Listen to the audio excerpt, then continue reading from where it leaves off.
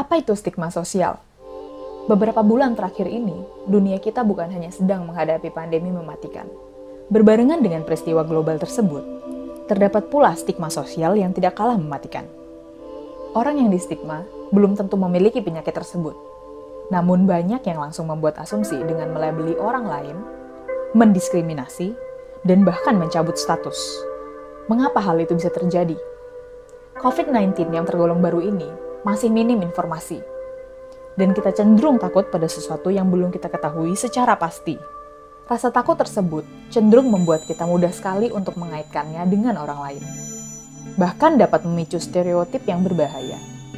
Dengan adanya stigma tersebut dapat membuat banyak orang untuk menyembunyikan penyakitnya, mengurungkan niat untuk mencari perawatan dan menghalangi mereka untuk berperilaku sehat, sehingga dapat memperburuk penyebaran dan pengendalian wabah penyakit.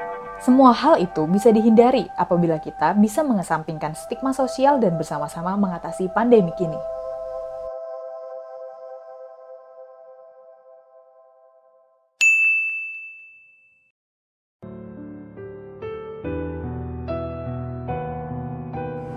Bapak, Ibu, Saudara-saudari yang terkasih dalam Tuhan, pada saat ini kita tetap bersyukur walaupun kita masih kebaktian di rumah masing-masing, tapi kita harus terus yakin dan percaya kepada Tuhan bahwa Tuhan menyertai dan memberkati kita.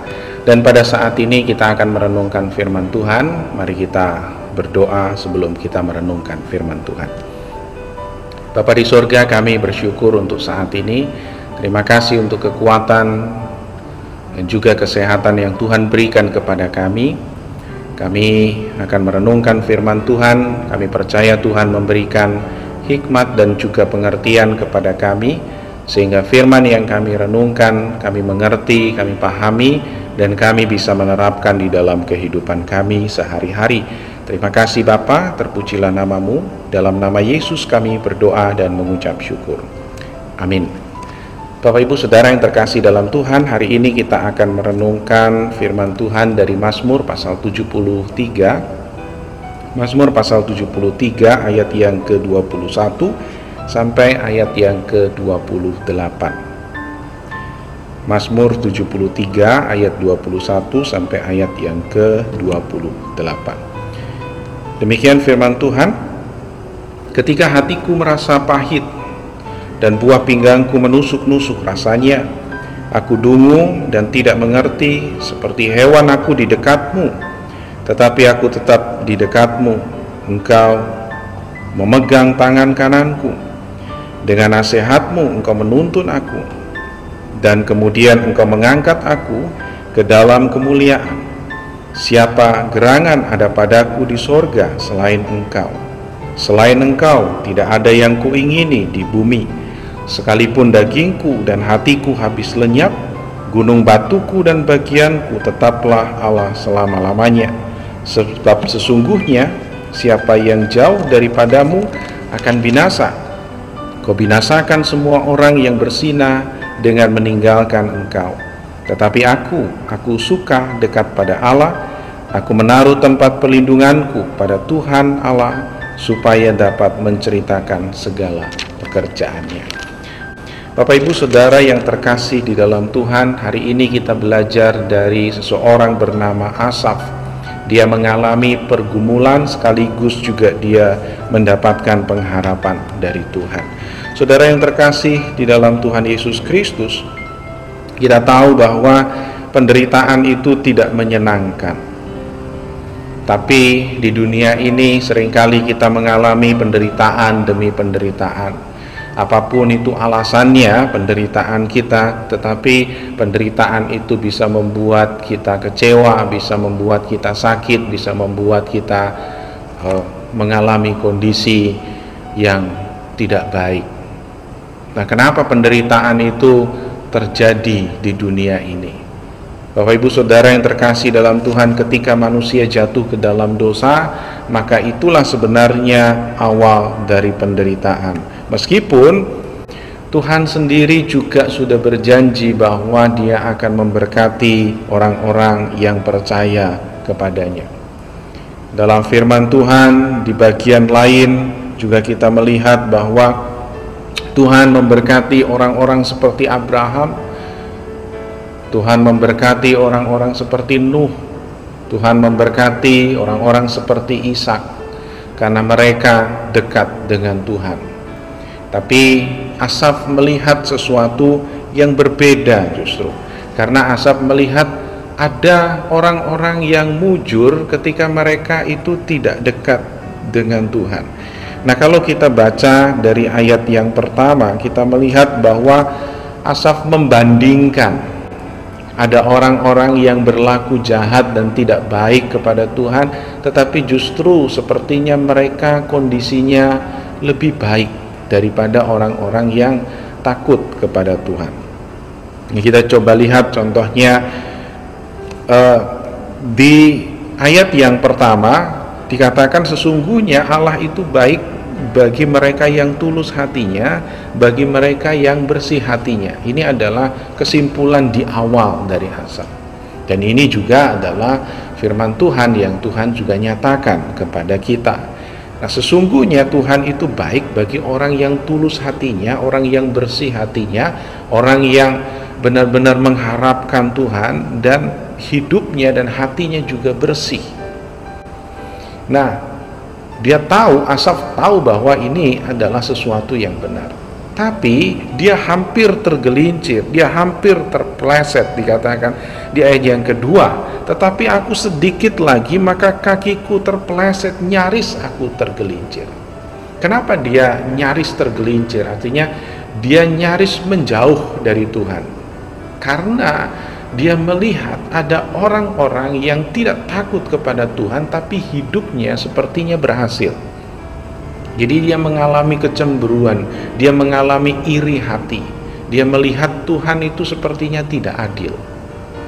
Maka di ayat yang ketiga dikatakan, sebab aku cemburu kepada pembual-pembual, kalau aku melihat kemujuran orang-orang fasik. Jadi Asaf melihat ini kayaknya sepertinya Tuhan tidak adil. Kenapa orang-orang fasik, orang-orang yang jahat justru kelihatan mujur? Kemujuran mereka apa? Di ayat yang keempat, kesakitan tidak ada pada mereka. Mereka sehat dan mereka gemuk.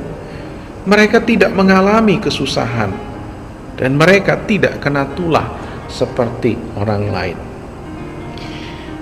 Kalau pepatah Jawa mengatakan wang sinawang, artinya adalah apa yang kita lihat, apa yang kita lihat pada orang lain itu selalu bagus, dan itu yang seringkali membuat kita tidak bisa bersyukur, karena orang lain juga nggak bisa melihat kita itu seperti apa. Makanya kalau kita lihat ada orang, contohnya dia punya motor baru, enak ya dia punya motor baru. Lalu kemudian beberapa bulan lagi kemudian dia dapat mobil, enak ya pasti gajinya besar. Tapi apakah kita tahu bagaimana usaha dia untuk mencapai itu? Ya, kita tidak pernah tahu itu. Nah, siapa tahu justru dia melihat kita itu enak. Itu yang namanya wang sinawang. Kita melihat orang lain tuh sepertinya enak aja, tapi kita nggak tahu proses dia tuh seperti apa. Nah, Asaf juga melihat hal seperti itu. Kayaknya orang jahat itu enak, padahal belum tentu. Kelihatannya saja enak, padahal belum tentu. Kita melihat enak ya dia korupsi, dia punya ini, dia punya itu, dia punya mobil bagus, dia punya rumah besar. Tapi apakah perasaan yang dirasakan oleh dia seperti apa yang kita lihat? Belum tentu. Nah, itu yang membuat hampir saja Asaf itu tergelincir, hampir saja Asaf itu mau ikut jejak mereka. Nah, sehingga ini mengingatkan kepada kita bahwa kita harus punya hikmat untuk melihat segala sesuatu. Dan bukan hanya itu saja yang membuat Asaf cemburu dan iri, karena Asaf juga dipanas-panasin di ayat yang ke-8. Mereka menyindir, mengata-ngatai dengan jahatnya, dan hal pemerasan dibicarakan mereka dengan tinggi hati. Ada banyak orang jahat yang menyombongkan kejahatannya. Itulah yang dilihat oleh Asaf. Seandainya kita diceritain sama orang, lalu kemudian dia menceritakan tentang keberhasilan dia berkata, enak kerja di sini, aku bisa ngambil uangnya dia, aku bisa korupsi dia. Nah, kita nggak bisa apa-apa karena dia membanggakan kejahatannya. Ada orang-orang yang takut kejahatannya terungkap, tapi ternyata ada orang-orang yang menyombongkan kejahatannya. Ada orang-orang kalau melakukan kejahatan itu justru malah bangga. Nah, itulah yang membuat akhirnya Asaf menjadi iri dan dia merasa bahwa Tuhan itu tidak adil. Nah, tapi ketika dia mulai merenungkan apa yang terjadi, segalanya itu, maka dia memutuskan sesuatu yang baik. Tapi tidak mudah untuk memutuskan sesuatu itu. Pilihan yang dipilih oleh Asaf tidak mudah. Dan kita belajar dari situ. Untuk memilih sesuatu yang baik, yang sesuai dengan kehendak Tuhan, tidak semudah membalikkan telapak tangan. Apa saja yang tidak mudah. Nah, di ayat 21 Asaf mengatakan begini, ketika hatiku merasa pahit dan buah pinggangku menusuk rasanya, aku dungu dan tidak mengerti, seperti hewan aku di dekatnya. Nah, Bapak Ibu Saudara yang terkasih di dalam Tuhan, di ayat ini Asaf mengalami kepahitan hati. Bapak Ibu Saudara yang terkasih dalam Tuhan, kepahitan hati itu tidak baik untuk kita. Kepahitan hati itu justru membuat kita semakin terpuruk dan semakin menderita. Karena itu, apa yang harus kita lakukan? Kembali ke ayat yang pertama. Ayat yang pertama dikatakan, sesungguhnya Allah itu baik bagi mereka yang tulus hatinya, bagi mereka yang bersih hatinya, bukan yang pahit hatinya. Tapi dalam kondisi seperti itu, Asaf mengalami kepahitan hati. Dia benar-benar pahit, bahkan dikatakan menusuk buah pinggangnya. Buah pinggang itu mungkin ginjal. Apakah dia sakit ginjal? Tidak diterangkan tentang hal itu. Tetapi intinya adalah dia mengalami kondisi yang tidak baik, baik secara hati maupun secara tubuh. Jadi dia mengalami kepahitan hati, secara jiwa dia sakit, dia mengalami tekanan, secara tubuh dia juga sakit, secara fisik dia juga sakit. Jadi kondisinya benar-benar terpuruk dia pada saat itu. Kondisi yang dia alami. Dan secara rohani bagaimana? Secara rohani dia merasa dungu di ayat 22. Aku dungu dan tidak mengerti, seperti hewan aku di dekatmu. Jadi 3 hal di dalam tubuhnya Asaf ini, 3-tiganya sakit. Secara rohani dia merasa sakit karena dia merasa dungu, merasa bodoh ketika dia dekat dengan Tuhan. Secara hati dia kepahitan, jadi mengalami perasaan yang pahit, kecewa, merasa tidak adil. Dan secara jasmani dia juga mengalami ketidaksehatan. Nah, kalau hal ini terjadi dalam hidup kita, maka benar-benar kita dalam kondisi yang sangat terpuruk. Lalu apa yang menjadi keputusan kita? Karena Asaf dalam kondisi mengalami kebingungan. Sampai di ayat 2 tadi dia katakan apa? Sedikit lagi maka kakiku terpeleset dan nyaris aku tergelincir. Sedikit lagi. Itu sebuah kesempatan itu. Tipis. Sedikit lagi dia tergelincir. tapi nggak jadi. Artinya apa? Ada keputusan yang dia ambil di tengah-tengah kondisi saat dia terpuruk. Apa yang dia ambil? Dan ini yang harusnya kita pelajari dan kita terapkan di dalam hidup kita ketika kita mengalami kondisi yang seperti itu. Ketika kita mengalami kondisi iri, ada orang lain yang tidak pernah ke gereja tapi kayaknya mereka diberkati, ada orang yang mengutuki Tuhan tapi mereka diberkati, ada orang yang tidak serajin kita tetapi mereka berhasil. Nah, kita merasa bahwa wah, Tuhan itu tidak adil. Tapi kan kita mungkin belum pernah mengalami apa yang pernah dialami oleh Asaf yang benar-benar sangat terpuruk. Dalam kondisi yang terpuruk seperti itu, yang dilakukan oleh Asaf adalah dia memutuskan untuk di ayat 23. Tetapi aku tetap di dekatmu, engkau memegang tangan kananku. Jadi dalam kondisi yang terpuruk seperti itu, dalam kondisi yang sedikit lagi dia terpeleset, tergerincil dan terjerumus menjauhkan diri kepada Tuhan, di saat genting seperti itu yang dia putuskan adalah dia tetap ada di dalam Tuhan. Walaupun dia belum tahu Tuhan beserta dengan dia atau enggak, karena dia merasa jauh dari Tuhan. Tapi imannya berkata berbeda. Imannya berkata berbeda karena dia berkata, engkau memegang tangan kananku. Jadi dalam kondisinya seperti Tuhan itu jauh daripada dia, sepertinya Tuhan itu tidak adil, tetapi dia punya ketetapan hati dan pilihan, dia tetap dekat dengan Tuhan, dan lalu dia punya iman bahwa tangan Tuhan memegang dia. Dan itu tidak mudah untuk melakukan itu, tetapi Asaf melakukan itu.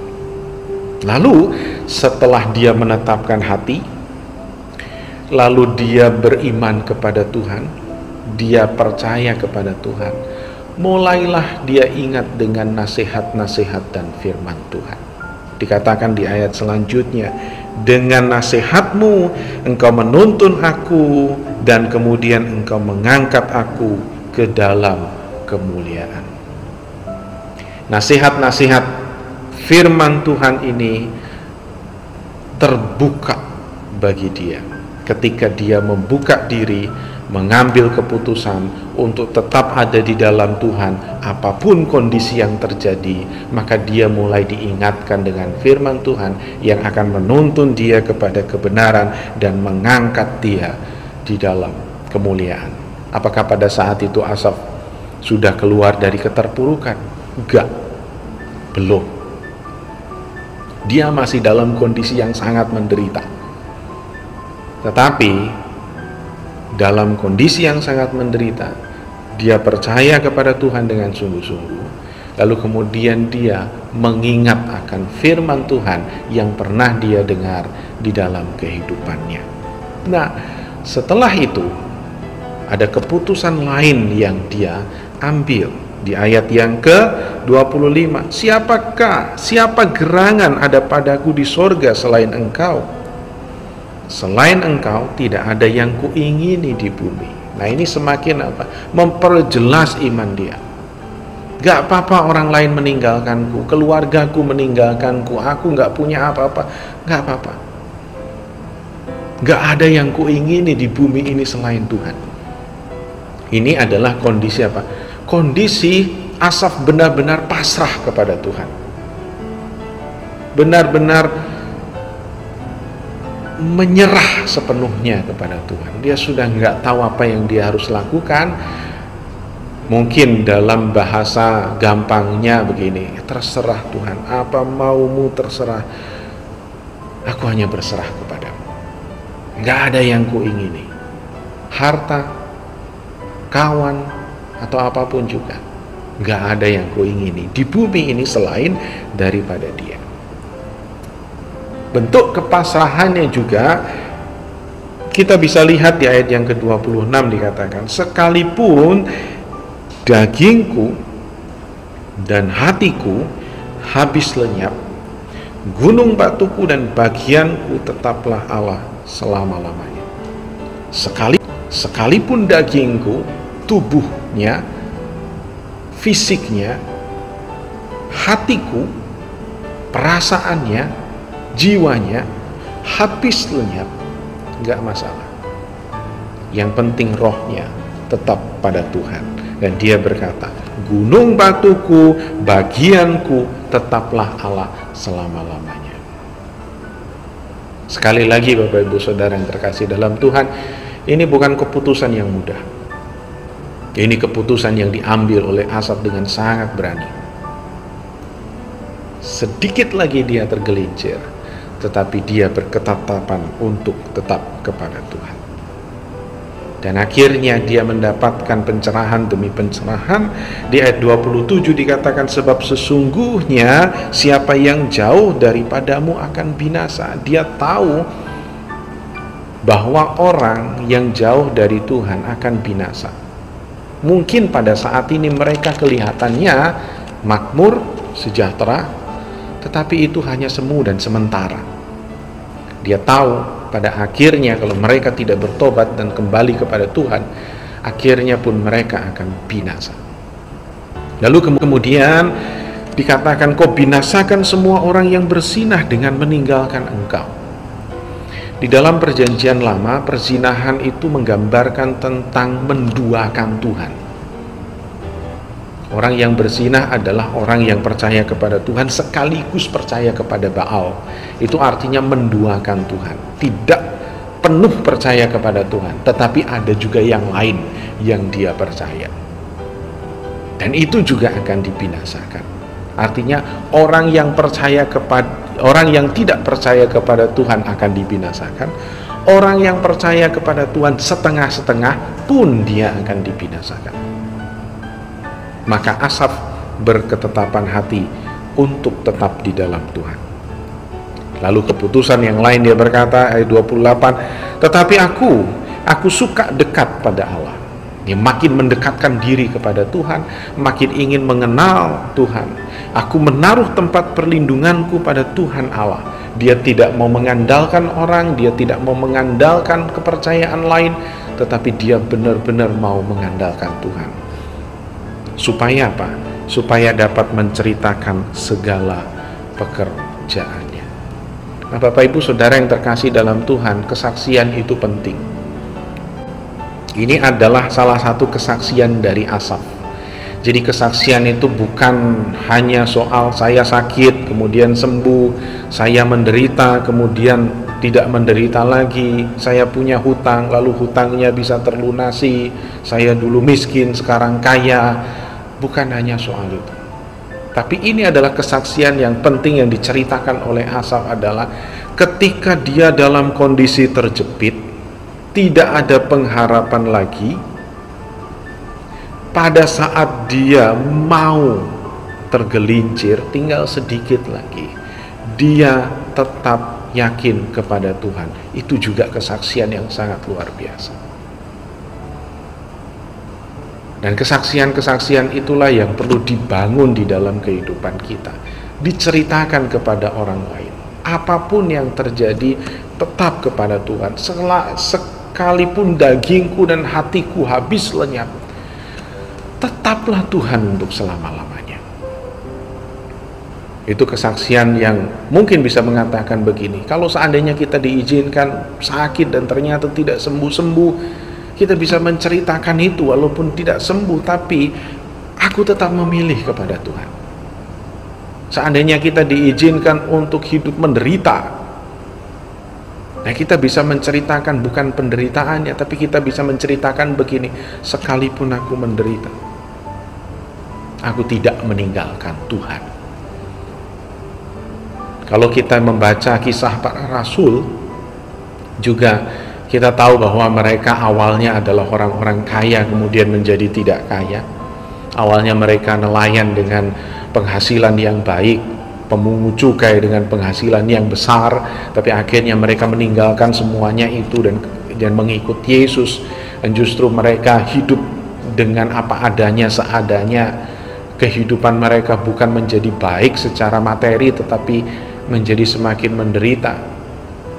Tapi mereka menceritakan apa yang terjadi di dalam hidupnya, walaupun seperti itu mereka tetap percaya kepada Tuhan. Demikian juga warisan kita kepada anak-anak kita adalah menceritakan kesaksian kita. Di kondisi-kondisi seperti ini kita bisa menceritakan kepada mereka, walaupun kondisinya rumit sekalipun, maka kita tetap memilih, aku tetap percaya kepada Tuhan. Nah, itulah yang menjadi pelajaran buat kita, yang bisa kita pelajari. Apapun kondisi kita pada saat ini, jangan sampai tergelincir. Mungkin ada di antara kita yang sedikit lagi tergelincir. Maka dengarkanlah firman ini. Ada orang-orang yang lebih parah daripada Bapak Ibu Saudara, yaitu Asaf. Selain itu siapa lagi? Ayub. Para rasul yang mereka menderita, tetapi yang dipilih tetap Tuhan. Apapun yang terjadi, harus tetap memilih Tuhan. Tuhan Yesus memberkati. Mari kita berdoa. Bapa di sorga, hari ini kami belajar dari Asaf, seseorang yang dalam kondisi yang sangat tidak baik dan terpuruk. Akhirnya dia memutuskan untuk tetap di dalam Tuhan. Kami percaya Tuhan menolong kami. Walaupun kelihatannya hidup ini tidak adil, tetapi kami harus tahu, kami harus yakin bahwa Tuhan beserta dengan kami. Atau mungkin pada saat ini Tuhan terasa jauh dengan kami, tapi pun kami harusnya tetap yakin bahwa Tuhan beserta dengan kami. Mampukan kami untuk hidup dengan lebih baik, mengandalkan Tuhan, dan benar-benar hanya percaya kepada Tuhan. Terima kasih Bapa. Kami percaya Tuhan terus menguatkan kami. Dalam nama Yesus kami berdoa dan bersyukur. Amin. Tetap semangat, tetap sehat, tetap kuat. Tuhan Yesus memberkati.